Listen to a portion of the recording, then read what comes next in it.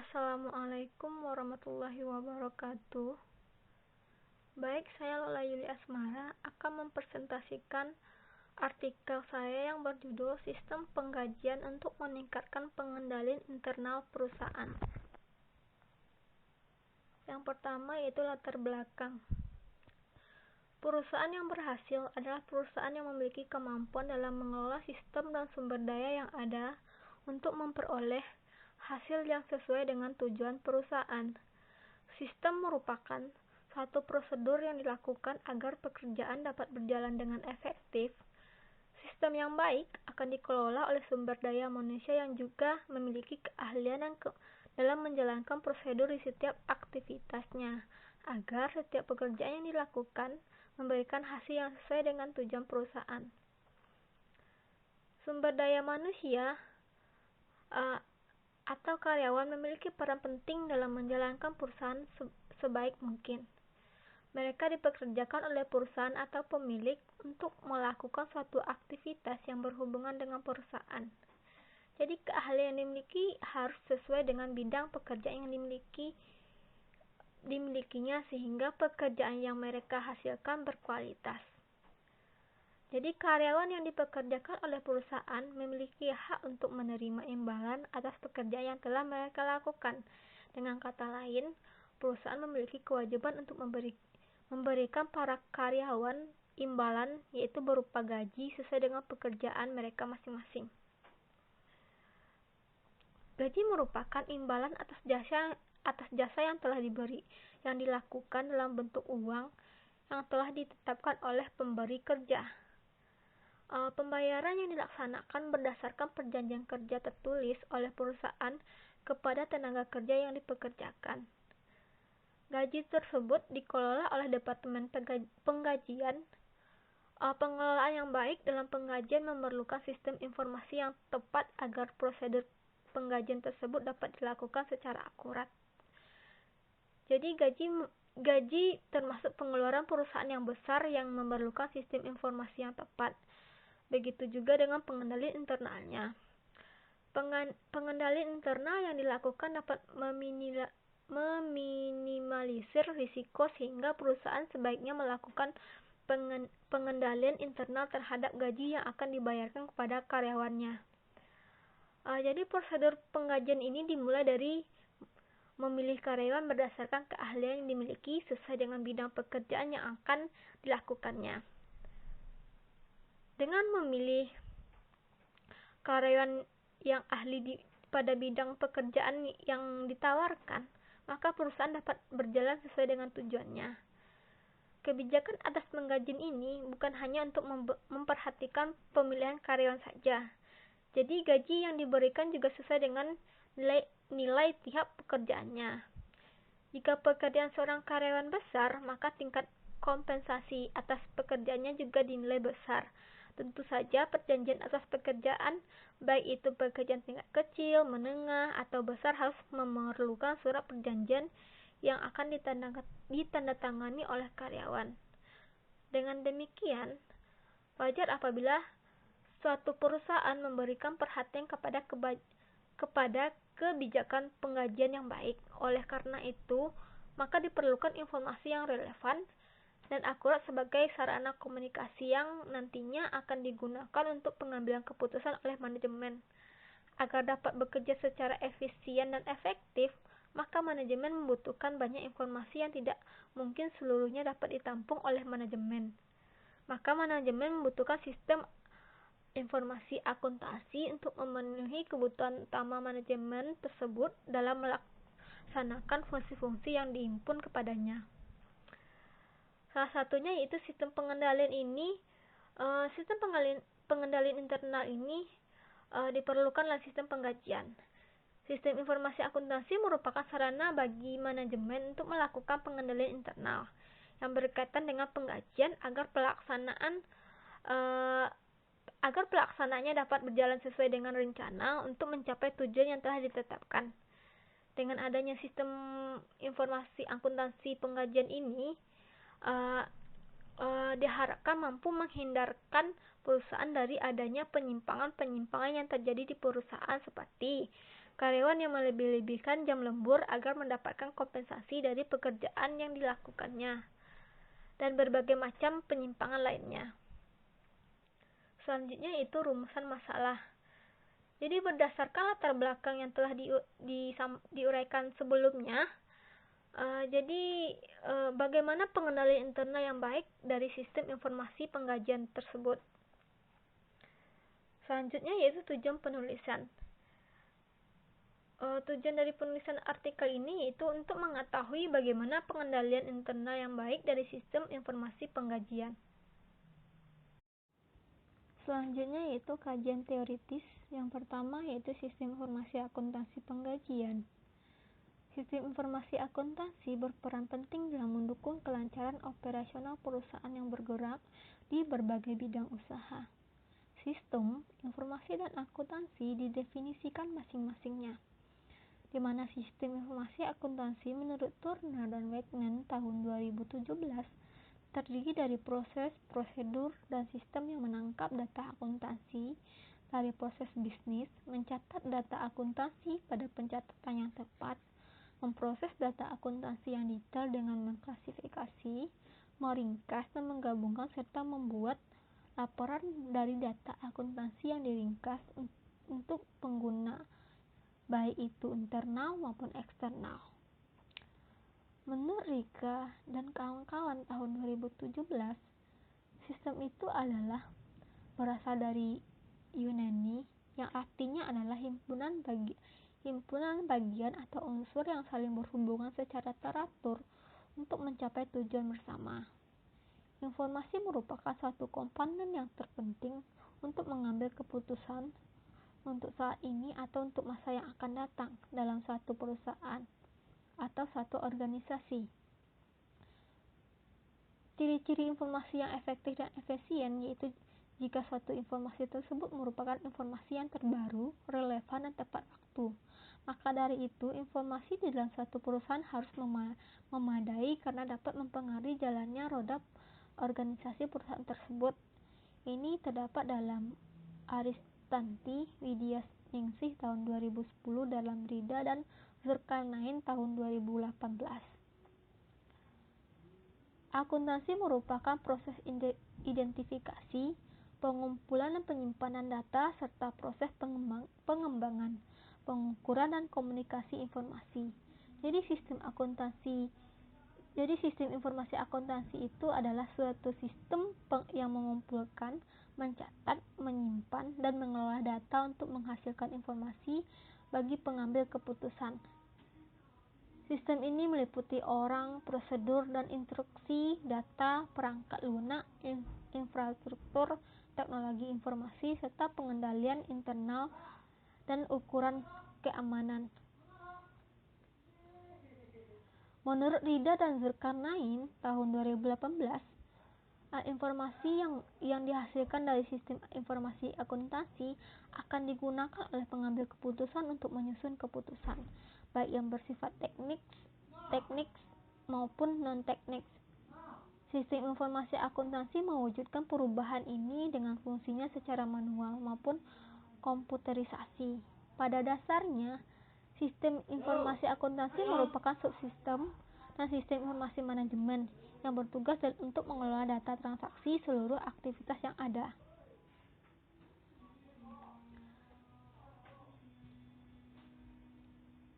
Selanjutnya yaitu menurut Rika dan kawan-kawan, penggajian sebagai bentuk kompensasi atas prestasi karyawan yang bersifat finansial yang menimbulkan kepuasan kerja.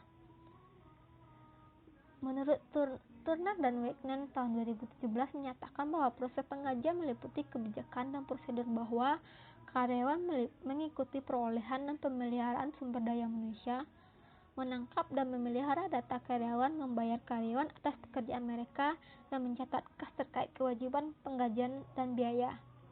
Yang kedua yaitu proses penggajian. Proses penggajian menurut Turner dan Wegner tahun 2017 dimulai ketika karyawan diterima oleh perusahaan, karena perusahaan membutuhkan sumber daya manusia agar menghasilkan operasi bisnis. Proses penerimaan harus terjadi sebelum transaksi bisnis lainnya berlangsung.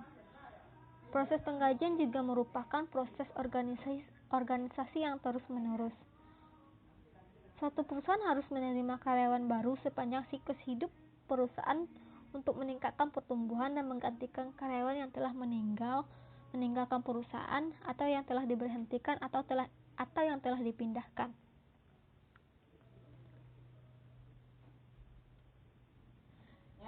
Informasi penting lainnya yang berhubungan dengan proses penggajian berisi mengenai catatan pribadi karyawan seperti tarif lembur dan komisi, potongan gaji yang dapat digunakan dan otorisasi atas potongan gaji. Banyak perusahaan memiliki prosedur pengurangan gaji untuk pajak sebagai kontribusi untuk program kebermanfaatan karyawan.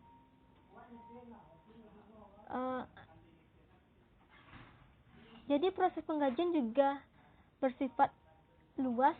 Proses ini mempengaruhi setiap orang dalam organisasi. Hal tersebut menunjukkan keterlibatan serta individu dalam setiap departemen. Oleh karena itu, biaya terkait personil biasanya biaya yang paling tinggi yang dilaporkan oleh laporan laba rugi perusahaan. Jadi alasan ini penting bagi perusahaan memiliki sistem yang dapat diandalkan untuk menangani aktivitas penggajian.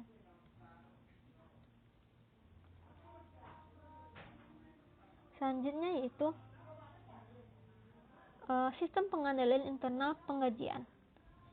Sistem pengendalian internal menurut Rika dan kawan-kawan tahun 2017 merupakan suatu perencanaan yang meliputi struktur organisasi dan semua metode dan alat-alat yang dikoordinasikan yang digunakan dalam perusahaan dengan tujuan untuk menjaga keamanan harta milik perusahaan, memeriksa ketelitian dan kebenaran data akuntansi, mendorong efisiensi, dan membantu untuk dipatuhinya kebijakan manajemen yang telah ditetapkan. Selanjutnya yaitu menurut Turner dan Wegner tahun 2017 bahwa organisasi mengimplementasikan proses pengendalian internalnya dalam langkah kerjanya untuk menghindari adanya kesalahan dan kecurangan.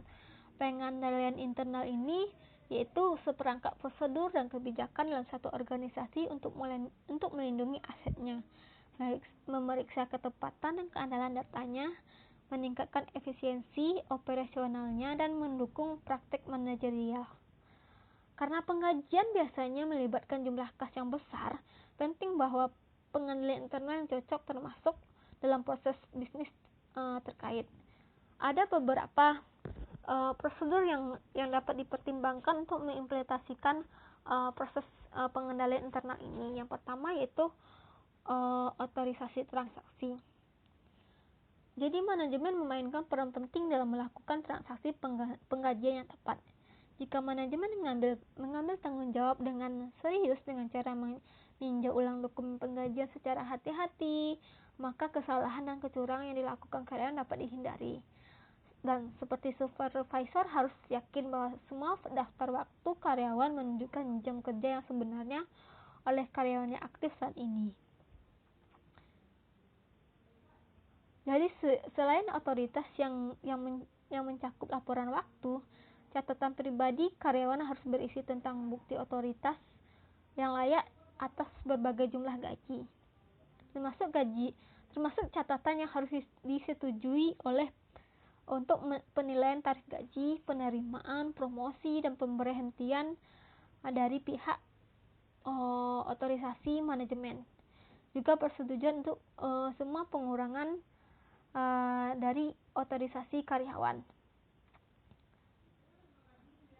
Selanjutnya yaitu pemisahan tugas. Tujuan dari pemisahan tugas ini adalah proses penggajian menghindari persiapan dan pembayaran cek gaji yang salah. Agar menyelesaikan tugas ini, fungsi akuntansi penggajian tertentu memiliki otorisasi, pemeliharaan waktu, pemeliharaan catatan, dan pemeliharaan cek gaji harus dipisahkan semuanya. Selain itu, karyawan dalam setiap departemen seharusnya tidak memiliki otoritas dan tidak memiliki akses untuk menandatangani cek atau akun kas. Orang yang membagikan cek gaji kepada karyawan disebut sebagai pembayar gaji yang tidak memiliki kewajiban atas fungsi akuntansi penggajian terkait. Dan operasi sistem informasi dan pemrograman terkait proses penggajian harus dipisahkan dari pemeliharaan kas penggajian dan pemeliharaan catatan atas proses tersebut. Yang ketiga yaitu catatan dan dokumen yang memadai. Catatan pribadi dan daftar gaji merupakan catatan fundamental dalam proses penggajian. Selain itu, terdapat sejumlah formulir dan laporan yang diharuskan dicatat pada waktu yang ditentukan sepanjang tahun. Dokumen ini harus dicatat dengan berbagai otorisasi pajak dan organisasi lainnya untuk meringkas dan mengirimkan jumlah gaji yang ditahan dari cek gaji karyawan. Jadi hal ini praktek mengenai cek gaji dalam cek yang ditetapkan sebelumnya dari akun bank yang terpisah merupakan pengendalian lainnya yang membantu memperjelas catatan pada transaksi penggajian. Jadi akun bank yang terpisah mengklasifikasikan proses akuntansi dengan mengasingkan transaksi penggajian dalam akun miliknya. Hal ini membuat lebih mudah dan lebih cepat untuk merekonsiliasi akun dan mengidentifikasi transaksi yang tidak biasa yang harus diperiksa. Yang selanjutnya yaitu keamanan aset dan dokumen. Informasi mengenai penggajian itu sangat sensitif, karena informasi tersebut termasuk informasi pribadi mengenai karyawan, gaji mereka dan kinerja mereka.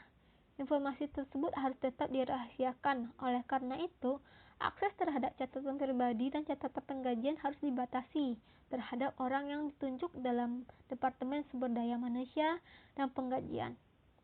Pengendalian melalui elektronik dan pengendalian fisik harus memastikan kerahasiaan dari informasi penggajian. Dengan cara yang sama, akses terhadap kas gaji harus dibatasi untuk tanda tangan cek gaji yang diotorisasi. Cek gaji yang kosong harus dilindungi dengan menggunakan pengendalian fisik sehingga tidak satu pun yang memiliki peluang untuk menciptakan cek gaji palsu. Jadi dengan cara yang sama, beberapa cek gaji yang tidak diklaim seharusnya tidak dijaga oleh karyawan yang bekerja dalam sumber daya manusia atau fungsi penggajian sehingga mereka tidak memiliki peluang untuk mengubah catatan dan menguangkan cek untuk penggunaan pribadi mereka. Yang terakhir yaitu cek dan rekonsiliasi yang independen.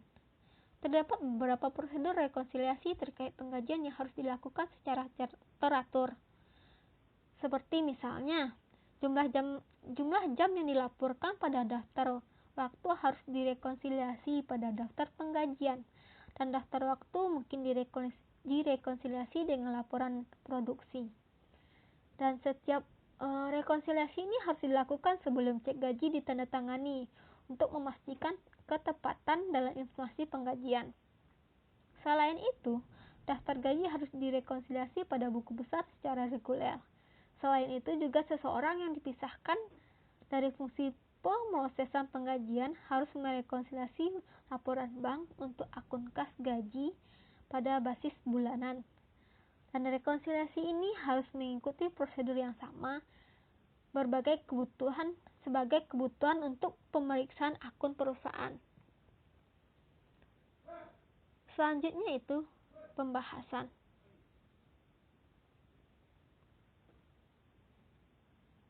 Penggajian merupakan salah satu bisnis di mana perusahaan melakukan pengeluaran untuk membayar gaji karyawan. Sistem informasi akuntansi atas penggajian sangat perlu dilakukan agar prosedur penggajian dapat berjalan dengan efektif. Dan sistem informasi tersebut melibatkan dokumen-dokumen untuk mengetahui berapa gaji bersih yang akan diterima karyawan, Selain itu, fungsi dari keterlibatan dokumen adalah untuk pengendalian internal agar penyimpanan terkait penggajian tidak terjadi. Dan dokumen terkait penggajian meliputi dokumen pendukung perubahan gaji dan upah, kartu jam hadir, kartu jam kerja, daftar gaji dan upah, rekap daftar gaji dan upah, amplop gaji dan upah, dan bukti kas keluar. Menurut Suryanto tahun 2011, yaitu gaji adalah salah satu bentuk pengeluaran yang dilakukan oleh perusahaan untuk membayar jasa para karyawan yang telah bekerja untuk memenuhi tujuan perusahaan. Namun tidak mungkin proses bisnis ini tanpa ada masalah. Suryanto mengungkapkan bahwa terdapat beberapa masalah yang terjadi dalam perusahaan beserta solusinya. Yang pertama yaitu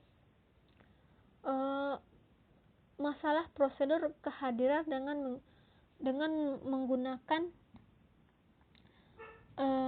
fingerprinting. Jadi masalah prosedur kehadiran karyawan yang masih melakukan manipulasi data terkait kehadiran tersebut.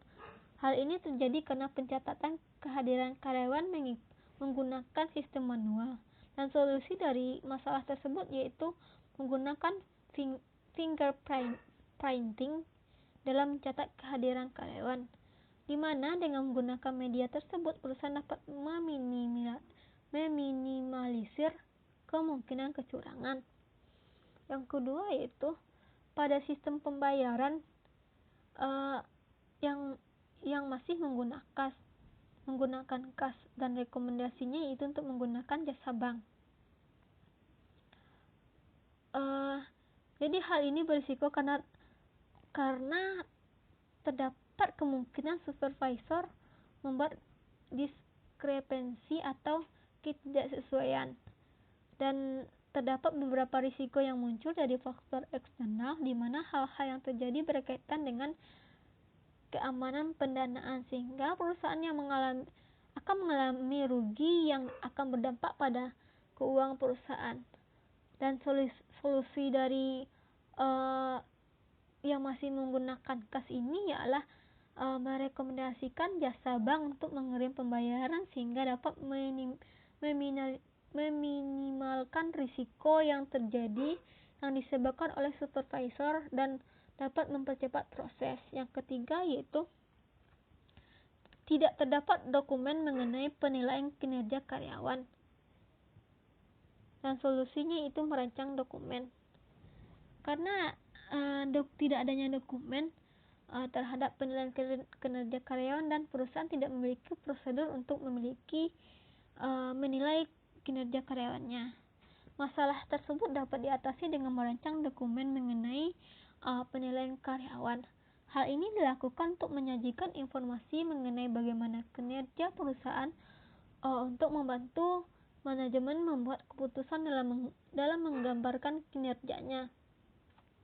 Yang keempat yaitu dokumen masih menggunakan sistem manual. Jadi solusinya yaitu menggunakan sistem terkomputerisasi.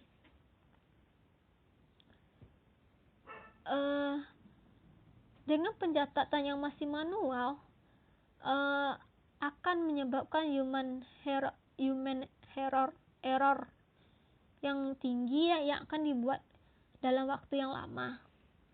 Maka solusinya itu sistem terkomputerisasi dan terintegrasi sehingga perusahaan dapat mengurangi human error dalam pencatatan, penggajian, dan pembayaran upah, dan memerlukan sedikit waktu untuk membuat dokumen tersebut. Yang kelima yaitu backup, dan solusinya itu database. Perusahaan hanya menggunakan prosedur backup data yang sederhana, dan mereka memerlukan waktu yang lama jika perusahaan mencari informasi, sehingga jika data hilang atau data yang rusak, tidak ada perubahan data yang baru. Jadi solusi yang diberikan yaitu merekomendasikan perusahaan untuk menggunakan database untuk menyederhanakan pencairan data yang harus melengkapi informasi perusahaan dan mengantisipasi data yang rusak atau hilang. Yang terakhir yaitu laporan penggajian yang masih tergabung, dan solusinya yaitu merancang laporan khusus terkait penggajian. Jadi laporan yang masih penggajian yang masih digabung dengan elemen lainnya sehingga membuat sulitnya untuk memilih tipe pengeluaran yang spesifik. Ketidaklengkapan laporan penggajian akan membuat manajemen memerlukan waktu yang banyak untuk memperoleh informasi yang rinci untuk pengambilan keputusan yang efektif dan efisien. Dan solusi yang diberikan yaitu merancang laporan khusus mengenai sistem penggajian untuk membuatnya menjadi kelompok data yang sama dan akan menyederhanakan pencatatan, pencairan dan pemeriksaan pengeluaran perusahaan untuk gaji karyawan. Merancang laporan penggajian ini membantu manajemen dalam membuat keputusan yang efektif dan efisien. Selanjutnya yaitu, meskipun perusahaan telah berusaha untuk meningkatkan pengendalian internal dan untuk penggajian, dan apa salahnya untuk perusahaan tersebut meningkatkan sistem penggajian demi meminimalisir risiko yang akan terjadi ke depannya. Menurut Anissa dan Siva tahun 2018 dalam Sukamto dan Salahuddin 2016, merancang metode yang digunakan dalam pengembangan perangkat lunak ini untuk menggunakan model SDLC atau SDLC air terjun atau waterfall yang terbagi menjadi 5 tahapan. Yang pertama yaitu analisis kebutuhan perangkat lunak. Pada tahap ini penulis melakukan analisa dengan melakukan observasi yang dihasilkan dari hasil observasi diperoleh kebutuhan yang diperlukan dan dokumen yang dibutuhkan yaitu seperti data karyawan, data absensi, pembuatan rekap servis khusus bagian teknisi, perhitungan gaji, pembuatan laporan keuangan penggajian untuk dilaporkan kepada pemilik, serta pencetakan slip gaji yang akan dibagikan kepada karyawan. Sedangkan selanjutnya yaitu desain. Desain ini yaitu proses ini berfokus pada desain pembuatan sistem informasi penggajian karyawan. Jadi perancangan dimulai dari tahap Unified Modeling Language atau UML. Adapun diagram yang digunakan yaitu use case diagram, activity diagram, sequence diagram, dan development diagram.